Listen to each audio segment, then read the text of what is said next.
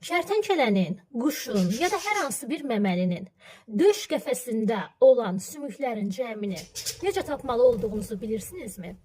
Əslində hamısını insanın döş qəfəsinin tapılma düsturu ilə hesablaya bilərsiniz. Döş qəfəsi gövdə skeletinin tərkibinə daxildir və döş qəfəsinin yaranması üçün bizə hər zaman bir dənə döş sümüyü lazımdır.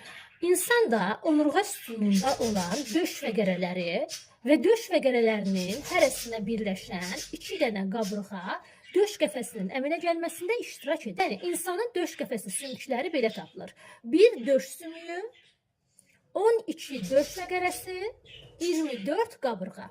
Əgər bizim üçün kərtənkələ və yaxud quş haqqında soruşsa, o zaman standart bir dənə döş sümüyünü yadda saxlamaq lazımdır. Döş fəqərələrinin sayını neçə versə, tutaq ki 15 versin, döş fəqərəsinin sayını 2-yə vurmaq lazımdır qabırğa sayını tapmaq üçün, sonra hamısını cəmləmək lazımdır. Yəni bir döş sümüyü, 15 döş fəqərəsi, 30 qabırğa. Bunları toplayanda döş qəfəsinin tərkibində olan sümüklərin cəmini 46 tapmış olacağıq. Bunu quşda da, kərtənkələdə də, yəni sürünənlərdə də və ya hər hansı bir məməlidə də hesablaya bilərik.